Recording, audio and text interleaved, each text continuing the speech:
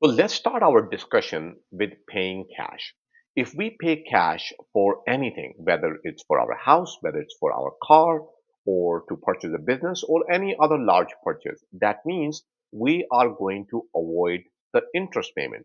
No loans means no monthly payments or no interest rates. So I don't have to worry about if I'm getting a good deal or if I'm not getting a good deal, if I need to, look at my credit or not look at the credit. I can avoid a lot of hassle just by simply paying cash for that car. Second thing is, when we buy something on cash, we have a full ownership, meaning I can do anything I want to do with that car. So you own the car outright. That gives you financial security, less obligations. Nobody can come back and repossess that car from you. So it's again gives me some freedom by owning it outright. One of the key aspects which I like the most about paying cash is many times your insurance premiums can be lower. Why? Because you own the car. If you remember when you fill out your application online, if you're buying insurance online or if you're working with the insurance agent, one of the question is, do you own the car or do you have a loan on it? So there's a reason why they ask you that question. And most importantly, when you purchase something with cash, the usually transaction has less cost, it has less paperwork, and less hurdles. So you can complete the deal way faster. So those are some of the key reasons why I like to use cash. But honestly, I love my cash. I don't like giving it away. So there are some downsides of paying with cash as well. Number one problem is the liquidity concerns. Paying a large sum reduces your available cash for emergencies. So if you need to use it, you can't say, hey, can you, you can't sell a door of your car or a trunk of your car. You would have to sell the entire car. And when you sell the entire car, you're not going to get the same amount that you paid when you purchased the car. So I have a big liquidity concerns whenever I'm paying with cash. Honestly speaking, this is probably one of the key reasons why I usually don't recommend people paying with cash. Although I know a lot of financial gurus state that you should do it, but I think they are talking to public who is already in a lot of debt, and we'll talk a little bit more about that in a detail. But I think they're giving a very generic advice. They're talking to people who are already in debt or who do not have proper financial education, or at least they don't have discipline to stay within their budget, stay within their means. They're overspending compared to their earning. So I think all of those advice goes to those people. But I'm assuming that you are in control. You're in charge of your finances, you know what you're doing. So in that case, I think there's better options for using cash. Number two reason I don't like using cash for cars is because cars are depreciating assets. Cars lose value the moment you walk out of that lot. So investing a large amount upfront may not be a financially wise decision. So that's another reason why I don't like it. And third is the opportunity cost. The money that you are spending to purchase that car could be used elsewhere, investment, savings, emergencies, insurance. So paying cash locks it all up in a depreciating asset. So I don't like that idea either. If you're if you decide that you're going to pay cash to purchase a car, make sure you still have a robust emergency fund to cover unexpected expenses. If you don't already have an emergency fund set up, then definitely don't consider uh, paying cash for the car. I would say, maybe you can buy a cheaper car or something else, or maybe borrow a car in the meanwhile and save up for your emergency fund. How much emergency fund? Well, that would depend what kind of expenses you have. So what I tell my clients is that take a look at your fixed cost. That means there's nothing you can do to avoid those costs. You would have to pay them every single month. Then you add on maybe another 20, 30% of discretionary cost, and that's what you need every single month. Now, for how many months you should save, I guess that would depend upon if you have any kind of real estate that is generating income, or if you have any kind of dividend paying stocks that you have, or any other passive income you have. Because if you have a passive income that is constantly generating cash flow, then my need for emergency fund significantly reduces. Another thing that matters is if you're single or married, because chances of both people losing the job is also less compared to if you're single. So if you're married, again, the need for emergency fund goes down a little bit as well. And then third, you need to look at your own job. I mean, how secure you are at that job. If you feel that this is a pretty stable job, maybe you're working for city, state, or the federal government, or you have some sort of pension plan with a company. Typically, companies that have pension plan, they usually have a lot more secure jobs. So if you have one of those jobs, then maybe my need for emergency fund be lower. But in any case, no matter what your job looks like, what your income looks like, I would still want you to have at least 3 to 4 months of emergency fund. Now, how you structure that fund would be a little bit different. Topic for another video. Maybe I'll shoot that and I'll put that in a description link later on. But that's my tip. So number one, if you avoid paying the cash for the car, if you have to pay for the cash, then make sure you have the emergency fund before you move forward. So let's talk about financing for a second. Why would I want to finance? What kind of problems I can run into? And how should I finance? So, number one, financing does help. It helps with your credit building. So, especially if you have a child that you want to get with you on a car, or the car is for the child, maybe you want them to have it on their own credit. First of all, that can potentially protect you from liability, but more importantly, it can help the child build credit as well. So that's a good one, especially for business owners. So if you have an LLC or you have an S corp, C corp, and you want to have that car under that entity, that can help you build the business credit, which we can use in so many other ways, from tax perspective as well as from credit building perspective. And like I said, if you have younger kids, or you are young yourself, then maybe financing is not a bad idea. Second reason I do like financing is because it increases liquidity. You retain more of your cash in your savings for emergencies or investments or opportunities. Every now and then, clients tell me, oh, I came across this opportunity, but they're not able to take advantage of that simply because their cash is tied up in something else. So you should always have that opportunity fund set aside. I like clients to have an emergency fund and an opportunity fund before they tie up their cash. So that's the strategy that I like to use. Now, for businesses can take advantage of whatever payment they make on that car. They can take it as a write-off, and they can also depreciate the car. So you'll see a lot of business owners usually buy a new car every few years, and one of the reasons behind that is because they're taking advantage of depreciation. So usually business owners, they take more of a depreciation in the first year. For example, in 2024, we can take up to 60% of value as depreciation. And then from year two to year four, we take less depreciation. Usually by the year five, we have used quite a bit of that depreciation. So that depreciation can have a huge impact on business owners' tax return. That can also apply to some of you guys who own investment real estate as well. So if you own a business or you have investment real estate, then I think this strategy can come in quite handy for you. What are some of the problems with financing? Well, you end up paying more for the car due to interest rates over time. I think people don't realize that. Let me do a quick math for you. And matter of fact, I'll show you to you. Give me 1 second. This example, the loan amount is $40,000 on a car, and the loan term is 6 years. Interest rate is 6%. If we take a look at that interest payments, first year we're paying almost $2,300 in interest, and that can add up quite a bit. How much? If we take a look at that car, the total interest paid is almost $7,729 on a $40,000 loan. So imagine if you could have saved that money and invested somewhere else, that would have a much better outcome for you. The problem is when you go to places to get a loan, they charge you the interest rate and they also bill you some additional fees on top of it. But before we take a look at the fees, I want you to pay attention to what does this number looks like if we change this interest rate. So let's say if I go from 6% to 5%, what would happen? Using our interest rates to 5%, take a look. Our total interest payments are now $6,382. If you remember earlier, that number was $7,729. Let's do it one more time and let's decrease the interest rate to 3%. Now, total interest payments are $3,757. So the interest rates have a major impact on how much we are going to pay over time. So always pay attention to what kind of rates you are getting.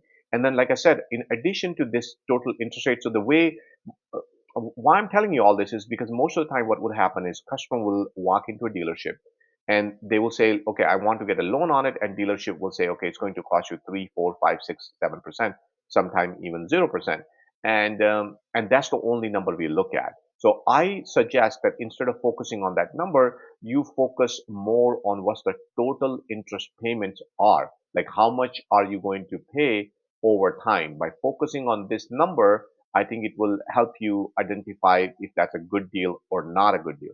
Another thing I want you to pay attention to is you will notice anytime we take any kind of a loan, usually we are paying more in interest in the first year, right? So if we take a look here, we are almost paying $1,115, then it starts to go down, then third year it starts to go down, then the fourth year it starts to go down. So first 3 years are quite painful. That means almost 50% of the time we are paying more interest payment. So that's why I recommend clients to actually pay maybe 30 or 40% down payment, so that way this number decreases significantly.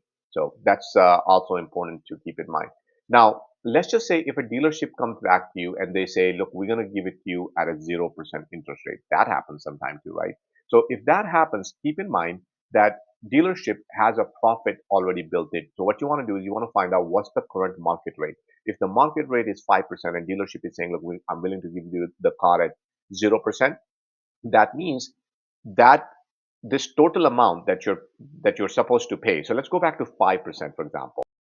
There we go. We have this 5% rate now. So if we take a look at this, that this is the total interest payment I would have made if I had made the interest payments on this account.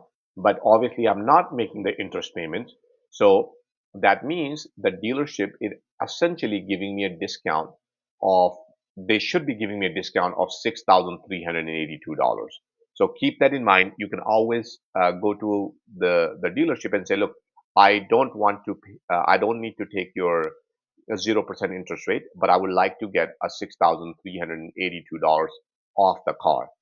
They may do it, they may not do it, but just understand that they have this profit margin built in. That means whether you take their offer or not, this is what they were willing to give you. So keep that in mind as well. Three major points I want you to understand at this point as far as financing is concerned.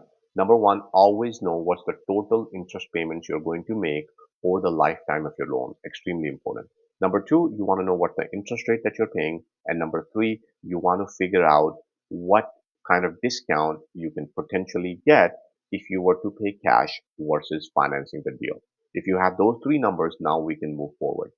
Next thing you want to do is always go to dealership well prepared. And if you're not prepared, only collect the information. Don't make any kind of commitments. For example, if I were to go to a dealership, first thing I want to do is negotiate the price of the car. I want to check what are the other dealerships willing to give me, maybe search for online and make sure that I'm getting the good price on the car. And when I say good price, it doesn't necessarily have to be discounted. It just needs to be a fair price. That means I'm not overpaying for the car. Number two, I would like to know what interest rates are available in my community. I like to search different credit unions. I like to search local banks to see what options are available to me.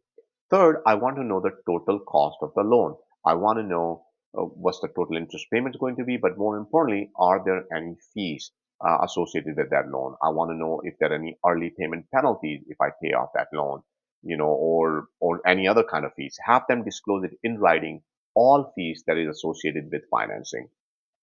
And similarly, if you're comparing two different financing options, then you want to ask that to other people as well. That way you're comparing apples with apples. Now, before you go to financing, you want to keep two things in mind. Number one, obviously, is your credit report. You want to check your credit report, make sure it looks nice and clean, there's nothing crazy going on, and you will qualify for the loan easily.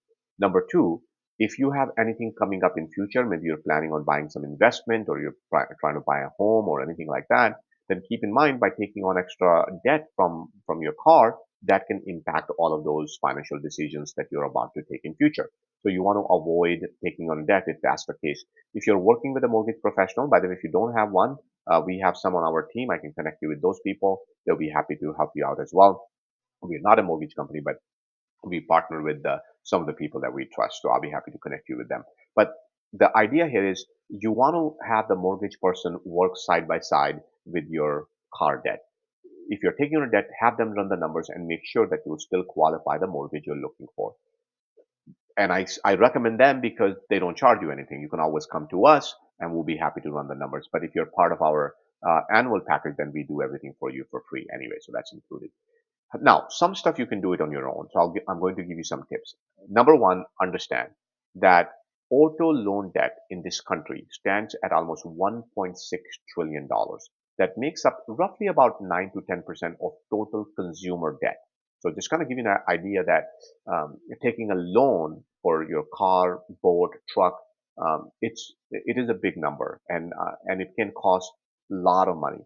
Now, just to give you an idea, just in last quarter of 2024, Americans took out $179 billion dollars in new auto loans. And we're just coming out of COVID. There was a high interest rate environment, such a bad time really to buy a car. Still $179 billion dollars, and 9% of total consumer debt is auto debt. Now compare that to a credit card debt, for example. Credit card debt is $1.4 trillion dollars, the highest since 1999. People have more debt than their emergency savings. So that kind of gets me worried, and that's why I'm talking about why you don't want to take on a debt if you do not have a proper emergency savings plan in place and you have saved up enough that if you were to lose a job or there's a recession or you run into some problem, you would not run into any trouble. So I like my clients to spend no more than 20% of their income on a total debt. Some banks says, hey, 25% is okay, 30% is okay. If you go to some high risk lenders, they might even allow you 40 or 50%. But I do know that if you stay under 20%, I think you will be very good financially. You will have enough money to save for emergencies, enough money to save for your investments and so forth. So it's a good idea not to get into too much debt. Now, should you take on a debt or should you not take on a debt will actually depend upon your psychology, your financial well-being, and your ability to execute. Take a look at your credit cards. Take a look at your other debt. If you're making minimum payments, if you're not able to pay off that debt on a regular basis, then taking on extra debt could be devastating for you. But on the other hand, if you're a business owner that treats debt payments as your obligations and you pay them off on a regular basis, then taking on debt might not be a bad idea. There are a lot of good reasons for taking on debt. Like I said, you built your credit, you're able to build a relationship with banks, and I can use those relationships later on if I want to buy additional business or if I want to expand on business and all that kind of good stuff. So I think you kind of have a good idea about this financing idea at this point. I'm also going to share some tips with you how to negotiate with a dealership, because dealership can sound very, very um, well done sales pitch sometimes. So like I said, number one rule, if you don't remember anything else, always negotiate the car price first, separate it from financing discussion. Sometimes they also make it even more complicated. For example, let's do a trade-in, let's buy two cars together. The more they add to the equation, more confused you are to figure out the true value and true cost of every element of that deal. So try to keep it simple, deal with everything separately. So don't say, well, what deal can you give me if I trade in? No, you're going to do a trade in deal separately and you're going to buy the car separately. You want to look at the financing separately, cost of the car separately. Don't mix things together. Never mention that you're going to pay with cash right away. Why? Dealership often makes more profit from finance cars. So if you reveal that you plan to pay cash, may limit your negotiating power. They might say, well, wait a minute, I'm not going to make money on the loan side, so I'm going to charge them more on the car side. Focus on the price. Be open-minded. Don't say anything. Secure the best price for the car first. Then you can discuss with them how you will pay. Now, before you discuss how you will pay, get everything in writing. Okay, I'm getting this deal for this price. And then you say, what you do is you take a piece of paper and you say car cost and financing cost. And now you say, okay, what is this financing going to cost me separately? total interest payments, total fees, anything like an application fees, credit fees, this fees, that fees, whatever. People have all kind of stuff these days. So ensure that you have all the fees and financing terms in writing before committing anything. If you do decide to bring cash to the dealership, remember two things. Number one, if it's $10,000 or more, you have a reporting requirement. Number two, you're taking a big risk by carrying a cash. So I would avoid taking a cash altogether. Um, and if you have to, like I said, explore your, credit unions and local banks. Sometimes clients come to me and say, "Hey, Deepak, I bought this new Tesla or this new Cybertruck by using my home equity line." That's a very risky strategy as well. I don't really personally like it because those strategies tend to have fluctuating interest rates and they cannot be, relied upon. What if interest rate increases next year? All of a sudden, your whole math can kind of mess up. Number two, cars is a depreciating asset and your home is an appreciating asset. So you're taking equity out of appreciating asset and putting on a depreciating asset. I don't like that equation either. I like people when they take appreciating asset and they buy another appreciating asset. That's just a better way of doing business.